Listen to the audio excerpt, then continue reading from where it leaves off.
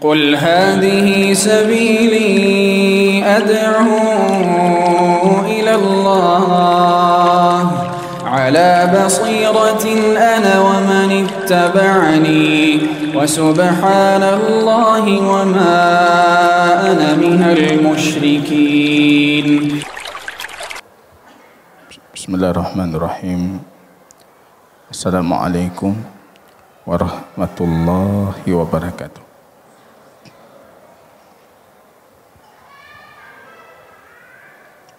Alhamdulillahi Rabbil Alamin, wassalatu wassalamu ala sayyidil anbiya'i wal mursalin wa ala alihi wa sahbihi ajma'in, amma ba'du. Ikhwatal iman, a'azzani Allah wa iyyakum jami'an. Puji dan syukur yang tiada hentinya kita panjatkan keharibaan Rabb kita Allah Jalla wa'ala atas segala kebaikan, petunjuk, hidayah, rahmat dan inayahnya Allah Subhanahu wa ta'ala. Kita masih mampu menunaikan satu faridah Allah, salat maghrib berjamaah, duduk dalam majlis ilmu, berzikir wa mawalahu, dan melakukan kegiatan mempelajari ayat Allah, hadis baginda Rasul sallallahu alaihi wasallam, hingga tiba waktu salat selanjutnya. Berbahagia anda jamaah dengan janji Habib kita baginda Rasulullah. Digugurkan dosa-dosa kita, dilipat gandakan kebaikan kita, dan ditinggikan derajat kita di sisi Allah Subhanahu wa ta'ala. Allah menyebutkan nama kita di sisi para malaikatnya yang mulia. Fulan ibnu fulan, si fulan anak si fulan, dalam hadis Al-Bukhari, karena dia menghadiri majlis ilmu yang di situ dikaji ayat Allah dan petunjuk dari sunnah Habib kita baginda Rasulullah sallallahu alaihi wasallam. Patut kita bersyukur jamaah kaum muslimin, patut kita ulang-ulangi rasa syukur kita atas nikmat taufik dan hidayah, nikmat ilmu dan inayah, karena itu merupakan hakikat dari tarbiyah Allah yang sangat khusus, yang tidak semua hamba diberikan, dan Allah mengkhususkan kita malam ini dengan nikmat yang besar itu. Walillahil hamdu min qablu wa min ba'du. Jamaah kaum muslimin dan muslimat, sidang jamaah salat maghrib yang Allah muliakan, masih dalam kajian lanjutan terhadap kitab At-Tauhid fi Dawi Aqidati Al-Imam Asy-Syafi'i rahimahullah. Pembelajaran tauhid yang bersumberkan dan berlandaskan akidah Al-Imam Asy-Syafi'i rahimahullahu ta'ala. Kajian yang kita kaji sebelumnya jamaah kaum muslimin, yaitu terminal pertama dari terminal panjang perjalanan panjang akhirat kita, yaitu terminal ataupun dinamakan dengan al-qabr, kubur. Alam kedua atau alam ketiga dengan hitungan pertama alam janin, dari 4 alam yang akan dilalui oleh anak manusia. Saya, anda, dan seluruh umat manusia akan melalui fase alam barzakh itu. Wasta'idullah min adzabil qabr, kata Nabi. Maka mintalah oleh kalian kepada Allah perlindungan dari azab kubur. Para sahabat mengulangi perintah Rasul, nasta'idzu billahi min adzabil qabr. Kami meminta perlindungan Allah dari adab kubur. Wasta'inullah min fitaniha. Minta oleh kalian, kata Nabi, perlindungan Rabb kalian itu dari ujian-ujian kubur. Para sahabat mengeraskan suaranya mengatakan dalam Musnad, nasta'idullah min fitanil kubur. Fitnah kubur. Wasta'inullah, kata Nabi, min fitnati ad-dajjal. Minta oleh kalian perlindungan Rabb kalian dari fitnahnya Dajjal. Nasta'inu billah, kata para sahabat Rasul, min fitnati Dajjal. Ini jamaah kaum muslimin, ini iman yang kita yakini, iman dan usulul iman, bahkan bagian pokok dari pokok-pokok keimanan akidah ahlu sunnah wal jamaah. Dan nanti di ujung kita akan melihat pernyataan tegas dan keras dari Al-Imam Asy-Syafi'i tentang penetapan adanya azab kubur. Ada itu hadis ratusan kalau kita kumpulkan, hadis baginda Rasul tentang azab kubur. Dan penting sekali kita mengimani tentang adanya azab kubur ini. Dan selalu saya ulangi di banyak kajian, ini bagian paling esensi, paling penting dari kurikulum pendidikan Islam yang hilang hari ini dipelajari oleh anak-anak kaum muslimin.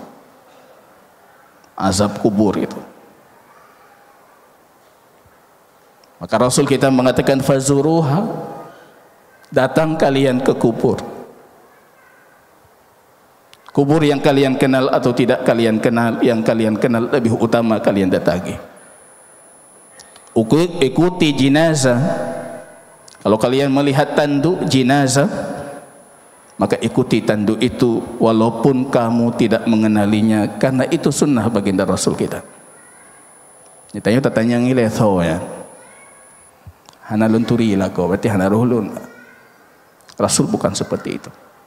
Hadis Bara ibnu Azib, kami duduk bersama baginda Rasul di salah satu pojok kota Madinah, tiba-tiba lewat satu jenazah keranda. Rasul datang pergi. Anak kita yang tahu, para sahabat ikut pergi. Nanti duduk baginda Rasul ketika lahatnya sudah digali. Bara ibnu Azib mengatakan, aku melihat seolah-olah burung itu di atas kepala baginda Rasul. Begitu teduhnya Rasul duduk tanpa bergerak, tanpa berbicara. Dan itu juga yang terjadi kepada para sahabat baginda Rasul. Kata Nabi, fasta'idzu billah min adzabil qabr. Minta perlindungan Allah dari azab kubur. Ini akidah kita jamaah. Akidah yang kita ajarkan anak kita, yang kita ajarkan anak kaum muslimin, untuk meyakini di kubur itu ada gelapnya, di kubur itu ada dhammahnya, dihimpit oleh kubur, kecuali Nabi saja. Kalau sekiranya kata Rasul dalam hadis Al-Bukhari, ada seseorang tidak dihimpit oleh kuburnya, maka yang layak untuk itu adalah Sa'ad ibnu Mu'adz. Tapi Sa'ad pun dihimpit. Ini saat ini sahabat yang meninggal, arsy-Nya Allah itu goyang. Ketika meninggalnya sahabat Rasul yang mulia Sa'ad ibnu Mu'adz. Kalau ada yang selamat, tidak dihimpit oleh kuburnya, maka yang pantas untuk itu cuma Sa'ad. Yang lain tidak apa. Berarti dihimpit oleh kubur akidah kita. Syuhada pun dihimpit. Mukmin dilepaskan. Para ahli maksiat bisa jadi dihimpit dalam kurun waktu yang lama, dilepaskan, dihimpit, dilepaskan.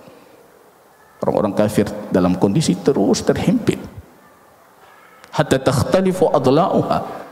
Bahkan tulang rusuknya yang kiri berpindah ke kanan, yang kanan berpindah ke kiri. Kita yakini itu.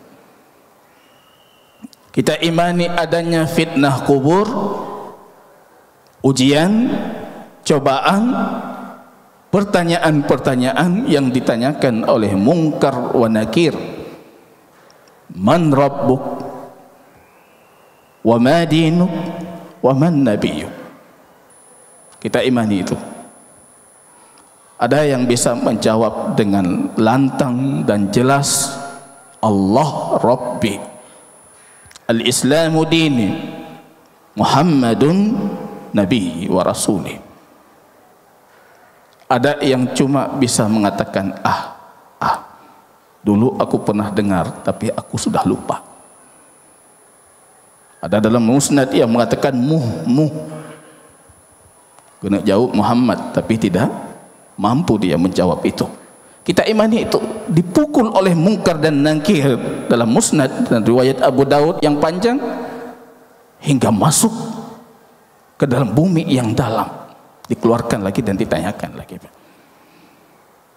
Semua bentuk azab kubur itu yang disebutkan oleh Allah, disebutkan oleh Rasul, kita imani. Ada yang diazab dengan dimasukkan, ditenggelamkan ke dalam bumi yang dalam, dikeluarkan. Kita imani itu dikubur. Imam Nawawi, Ibnu Katsir mengatakan hadis Imam Muslim yang menjulurkan kainnya di bawah mata kaki dan dia sombong melakukan itu, khusifa bihil ar, dimasukkan oleh Allah ke dalam bumi yang dalam, dikeluarkan, dimasukkan lagi. Itu kita imani.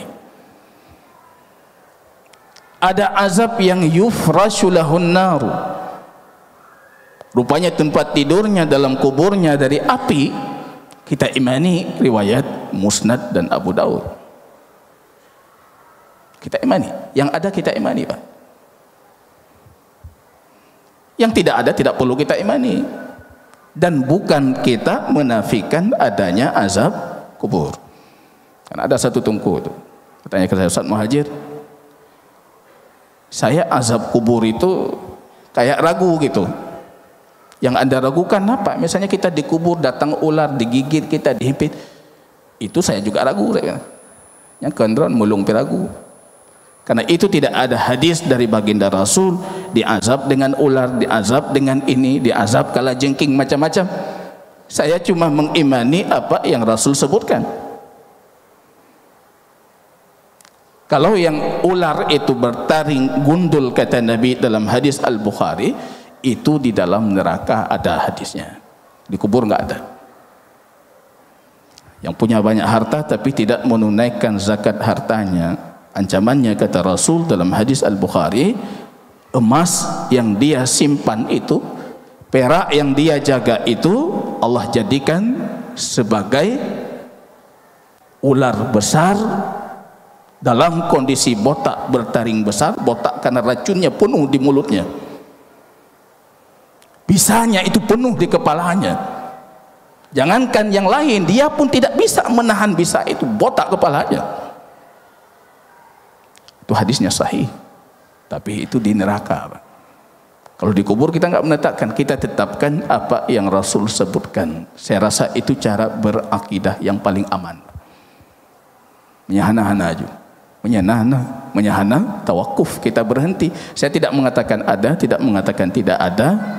Wallahu ta'ala alam bisawab, karena Rasul tidak mengabarkan. Azab kubur ini jamaah kaum muslimin, kita imani dengan dalil Qur'annya, kita imani dengan 100 hadis dari baginda Rasul kita, kita imani dengan ijma' para ulama kita. Jangankan madhab lain, misalnya para ulama lain, dalam madhab Syafi'i pun a'immah besarnya meyakini ada konsensus ulama, ijma' ulama adanya azab kubur. Imam Baihaqi menukilkan, Ibnu Hajar Al-Asqalani menukilkan, Imam Syafi'i nanti akan kita bacakan dalam kitab juga menetapkan adanya azab kubur. Ada azab itu. Ada.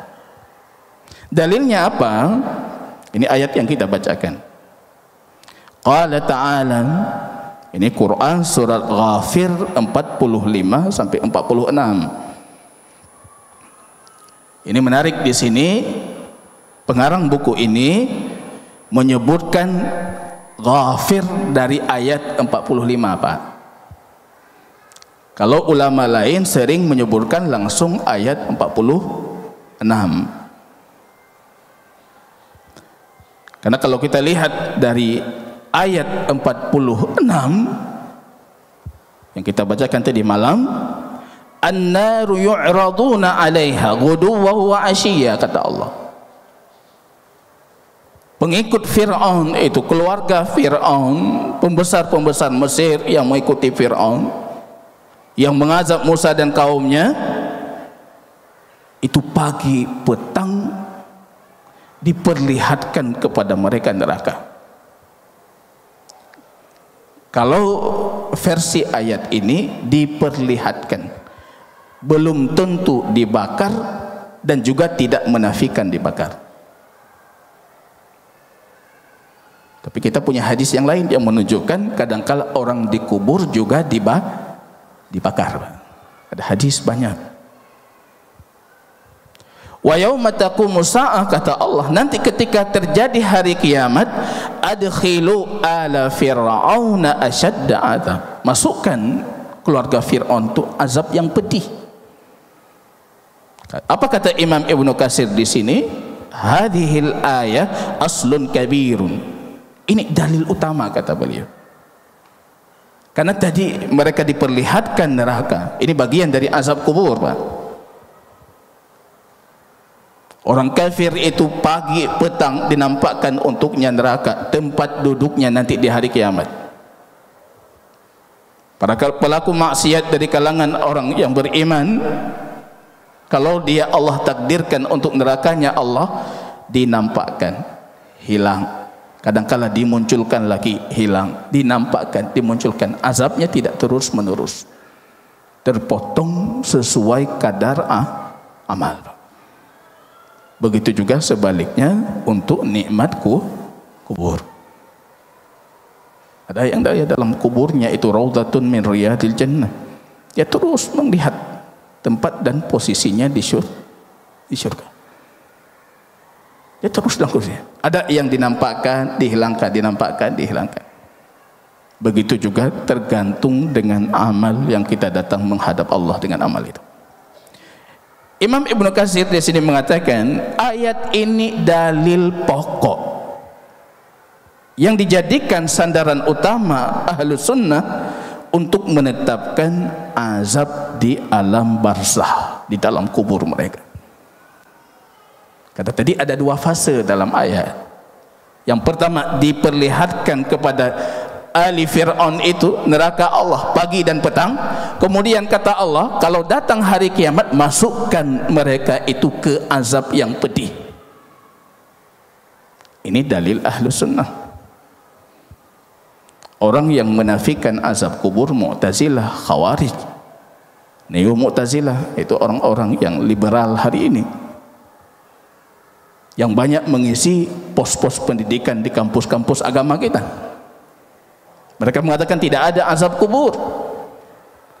Dalilnya apa? Ketika kita baca dalil mereka, ayat ini juga rupanya. Dalil pertama mereka ayatnya Pak. Ada satu dari mereka mengatakan, mana dalil tidak ada azab kubur? Ghafir 46. Kok bisa? Ghafir itu dalil kita adanya azab kubur. Rupanya mereka cara berdalilnya seperti ini. Kalau kiamat terjadi, masukkan keluarga Fir'aun itu ke dalam azab yang pedih. Berarti sebelumnya bukan azab. Nah, tamang Bang. Yang ya tamangnya yang bunuh nah tamang. Yang akidah Ahlus Sunnah tidak masuk, yang akidah Khawarij dan Mu'tazilah tadi masuk. Maka tadi saya katakan pengarang kitab kita itu menarik dalam hal ini. Dia tidak mulai menyebutkan dalilnya Ghafir 46, tapi Ghafir 45. Untuk memahami azab kubur itu, Anda harus baca satu ayat sebelumnya. Apa ayat sebelumnya? Fawaqahullahu sayyiati ma makaru. Allah selamatkan Musa dan kaumnya dari keburukan yang dibuat makar oleh Fir'aun dan kaumnya. Wa haqa bi ali fir'auna su'al adab. Dan sudah Allah tetapkan untuk keluarga Fir'aun itu azab yang buruk. Coba digaris bawahi ini, Pak. Azab yang buruk. Baru Allah lanjutkan ayatnya, an-naru yu'raduna 'alaiha ghuduwwa wa 'ashiyya. Ini kata an-naru itu baris dhammah itu, Pak. Itu kalau dalam ilmu nahwu i'rabnya badal. Badal itu menjelaskan apa yang sebelumnya. Apa azab yang buruk itu? Allah lanjutkan, Ghafir 46. Azab yang buruk itu pagi dan petang dinampakkan untuk mereka neraka. Ini dapat, dan ini sekaligus menjadi bantahan untuk mereka yang menafikan azab kubur, Pak. Bisa dipastikan Mu'tazilah, Khawarij, apalagi yang neo hari ini, yang condongnya lebih liberal dibandingkan akidah Islam yang asil, yang murni, mereka bukan ahli dalam memahami bahasa Arab. Mungkinnya jarang kelaginya cara tafsir, Pak. Nar itu badal, penjelasan untuk sebelumnya. Ini di antara dalil mereka. Rupanya banyak dalil-dalil Quran yang mereka jadikan sebagai sandaran dalil. Salah satu, saya kemarin di minggu yang lalu ketika masuk ke dalam, ada satu jamaah kita bertanya juga. Beliau bukan bertanya meragukan, tapi beliau pernah mendengar orang menafikan azab kubur, kemudian berdalil dengan Quran surat Yasin 52. Orang dikubur itu ketika terjadi hari kiamat, apa kata mereka? Qalu ya wailana man ba'asana min marqadina hadza. Celaka kami, siapa yang membangunkan kami dari tempat tidur kami? Beliau berdalil apa? Tempat tidur, Pak. Tengah mengak-mengak, tiba-tiba gopogo ke kiamat. Di situ tidak ada azab kubur. Ini kembali kesalahan dalam memahami bahasa Arab. Allah tidak mengatakan siapa yang membangunkan kami dari tidur kami, tapi dari tempat tidur, Pak. Itu beda lagi penafsirannya. Tempat tapi awaknya hanya tengok, Pak. Tanya di rumah pitering, Pak. Nah tempat mangat tempat tapi hanya tengok, Pak. Marqadina, bukan rukudina, itu secara bahasa. Kemudian mereka mengatakan ya wailana, celaka kami. Abih kamu itu bahasa Aceh ya. Celaka kami. Celaka itu lahir. Kenapa mereka mengatakan itu? Karena mereka tahu setelah ini azabnya lebih dari ini, asyaddul azab tadi. Maka mereka mengatakan celaka kami, siapa yang membangunkan kami? Dalam hadis Nabi menguraikan itu. Ahlul jannah, karena Allah nampakkan untuknya tempatnya di surga. Dia selalu minta, ya Rabb aqimis sa'ah, ya Allah jadikan kiamat cepat kiamat. Ada kubur-kubur para ulama kita, para wali-wali Allah, orang-orang mukminin, para syuhada. Misalnya Imam Syafi'i yang kita kaji akidahnya, beliau sudah dikuburnya itu berapa abad? 13 abad. 13 abad itu beliau minta kepada Rabbnya, ya Rabbi aqimis sa'ah, ya Allah jadikan kiamat, cepat-cepat kiamat. Sedangkan kafir dalam kuburnya mengatakan, ya Rabbi la tuqimis sa'ah, jangan jadikan kiamat cepat-cepat. Karena dia tahu di sana lebih parah, di sana lebih dahsyat. Ini yang menjadikan mereka mengatakan ya wailana man ba'asana min marqadina hadza. Siapa yang membangkitkan kami dari tempat tidur kami? Karena dia tahu di sana lebih. Imam An-Nawawi mengatakan ini bukan dalil membatalkan azab kubur, tapi dalil menetapkan adanya azab kubur. Semua dalil mereka itu sudah dijawab oleh para ulama kita. Terlepas dari itu jamaah kaum muslimin, yang mereka jadikan sandaran itu cuma pemikiran logika mereka saja yang terbatas. Kalau bagi saya, satu hadis Rasul sudah cukup. Yang penting sahih. Bagaimana dengan 100 hadis? Ada azab kubur kata Nabi, idza faraga ahadukum min salatihi falyasta'id min arba, kata Rasul. Selesai kalian salat, Nabi kita mewasiati mengatakan, kalian hendaknya meminta perlindungan dari 4 perkara itu. Allahumma inni a'udzubika min adzabi jahannam wa min adzabil qabr, dari azab kubur, wa min fitnatil mahyat wal mamat, ujian kehidupan, ujian kematian, wa min fitnati masihid dajjal. Jangan salam kecuali itu sudah kita ucapkan. Kalau madhab zahiri tidak sah salat kalau itu tidak diucapkan. Hana sah salat. Kalau doa tadi dia tidak. Kita yang kaji fikih, perbandingan dan komparasi madhab, kita akan mengatakan bisa jadi madhab zahiri yang benar. Kalau saya lupa itu tidak sah salatku, saya wajibkan untuk diri saya membacakan itu. Jangan tinggalkan salatmu kecuali kamu sudah meminta perlindungan dari 4 perkara besar. Salah satu dari 4 itu min adzabil qabr, dari azab kubur. Yahudi meyakini ini azab kubur, Nasrani meyakini itu. Kok tiba-tiba ada sebagian yang mengaku dirinya muslim tidak meyakini ini? Ada azab kubur itu. Hadis Rasul mutawatir, bukan ahad, bukan 1-2 hadis, mutawatir, banyak sekali hadis. Mungkin kalau kita kaji para sahabat yang meriwayatkan tentang azab kubur, lebih 40 sahabat. Karena hampir semua penetapan azab kubur itu dibacakan oleh Nabi hadisnya di sisi banyak para sahabat yang hadir di pemakaman para sahabat Rasulullah itu. Mereka menyaksikan Rasul. Was'alu bi akhikum as-sabat. Minta supaya saudaramu yang di dalam kubur itu diberikan keistiqomahan dalam menjawab pertanyaan mungkar dan nakir. Ini jamaah kaum muslimin rahimani wa rahimakumullah. Hadis Bara' ibnu Azib radhiyallahu taala anhu qala anna an-nabiy sallallahu alaihi wasallam qala. Bara' ibnu Azib ini sahabat yang paling banyak meriwayatkan hadis tentang azab kubur. Bahkan ada yang versi sangat lengkap dalam Musnad dan Abu Daud, itu panjang sekali. Patut kita kaji hadis itu. Dari semenjak ruh keluar dari jasad kita, nanti kemana tempat ruhnya, itu didetailkan dalam hadis itu.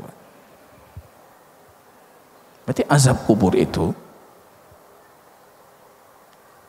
kebanyakannya terjadi kepada ruh, dan kadangkala terjadi kepada jasad dan ruh. Tu'adu ilaihi ruhuhu, dalam hadis Abu Daud, kadangkala ada waktu-waktu ruh itu dikembalikan ke jasadnya. Salah satu di antara waktu yang disebutkan itu ketika datang mungkar dan nakir. Kalau ada yang mengatakan kami melihat kubur kok tidak berubah, tidak ada apa-apa. Ada yang berupaya dan pernah berupaya memasukkan pengeras suara ke dalam kubur, kok tidak ada keluar suara apa-apa. Nabi kita sudah mengatakan sebelumnya, kalau sekiranya Allah izinkan itu, maka kalian akan jatuh tersungkur mendengar azab para ahli kubur. Ada tu meyak mekali Pak. Alhamdulillah itu tidak diperdengarkan. Cukup binatang saja yang mendengar. Dan mereka punya kemampuan untuk itu. Yang menarik kata Imam Ibn Jauzi, itu kebiasaan masyarakat Syiah, itu Karamitah yang ada di Suriah, kalau di Syam dulu, mereka kalau untanya sakit perut, yang dia harus memuntahkan apa yang ada di dalam perutnya, mereka akan mengikat untanya di kuburan-kuburan Yahudi. Icau unta ikat di kuburan Yahudi, di grup-grup unta. Begitu dahsyat azab yang dia mengeluarkan makanan yang ada di dalam tubuhnya, sehat kembali untanya. Itu kebiasaan Syiah Karamitah. Tanya Hanafi le baganya. Iran lain bono tua namanya nyetingan. Ini jamaah kaum muslimin rahimani wa rahimakumullah. Idza aq'ada al-mu'min fi qabrihi aw uq'ida al-mu'minu fi qabrihi utiya. Ketika mukmin itu sudah diletakkan di kuburnya, akan datang malaikat yang akan meminta kepada dia untuk mempersaksikan la ilaha illallah Muhammad Rasulullah, dan Rasul mengatakan itulah maksud firman Allah, yusabbitullahu alladhina amanu bil qawli sabit. Allah tetapkan orang yang beriman itu dengan ucapan yang kokoh, jawaban yang istiqamah, enggak ragu-ragu dia mengatakan Rabbi Allah, Nabi Muhammad, agamaku Islam. Jadi bagaimana bisa kita mendapatkan keistiqamahan di kubur ini? Di dunia pun kita ragu untuk mengatakan agamaku Islam. Nah yang malai Pak, pu agama iron teh malai dia mengatakan saya Muslim, ini baju agamaku, aku menutup aurat sesuai perintah agamaku. Siapa yang bangga dengan identitas agamanya? Siapa yang bangga dengan identitas Rasulnya Pak? Dengan identitas Robnya Pak? Jangan harap ini kita dapatkan keistiqamahan kalau di dunia kita tidak mau memberikan untuk itu. Nazalat fi adzabil qabr, kata Bara ibnu Azib, ayat ini turun berkaitan dengan azab kubur. Mar rabbuk? Rabbi Allah wa Nabi Muhammad sallallahu alaihi wasallam. Ini sedang disebutkan beberapa hadis yang menunjukkan tentang adanya azab kubur. Hadis Auf ibnu Malik radhiyallahu taala anhu, shalla Rasulullah sallallahu alaihi wasallam ala janazatin. Baginda Rasul salat janazah. Aku menghafal darinya doanya ketika beliau salat janazah. Wa huwa yaqul, dan ini tradisi baginda Rasul. Kadangkala doa salatnya itu beliau keraskan suaranya supaya didengar oleh makmum di belakangnya dan mereka menghafal doa yang beliau bacakan. Alhamdulillah para sahabat Rasul itu manusia-manusia cerdas. Tiga gedengar gafai Pak. Temannya tanya makmum kamu karan Nabi. Padim ke salat jenazah baru tahfai doa yang pandangnya. Salah satu doa yang dihafal itu oleh Auf ibnu Malik, Allahumma ighfir lahu. Yang harus juga doanya, ya Allah ampunkan lahu. Kalau anda madhab Syafi'i, tidak boleh doa solat jenazah itu doa umum, tetap harus dikhususkan si mayit. Kalau enggak anda belum salat berarti. Allahumma ighfir lahu warhamhu wa'afihi wa'fu anhu wa akrim nuzulahu, sampai akhir.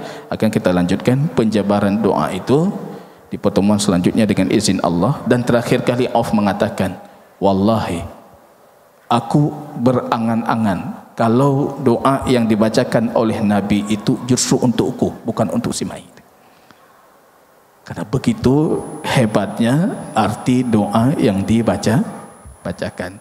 Saya juga sebelum pernah membaca hadis ini, ketika membaca doa itu kejin hanlung madam. Rupanya kita dapati para sahabat juga mengatakan seperti itu. Kalau sekiranya aku di posisi si mayit, karena doa baginda Rasul itu adalah kesejahteraan untuk ahli kubur. Jazakumullahu khairan katsira. Subhanakallahumma bihamdika asyhadu an la ilaha illa anta astaghfiruka wa atubu ilaik. Assalamualaikum warahmatullahi wabarakatuh.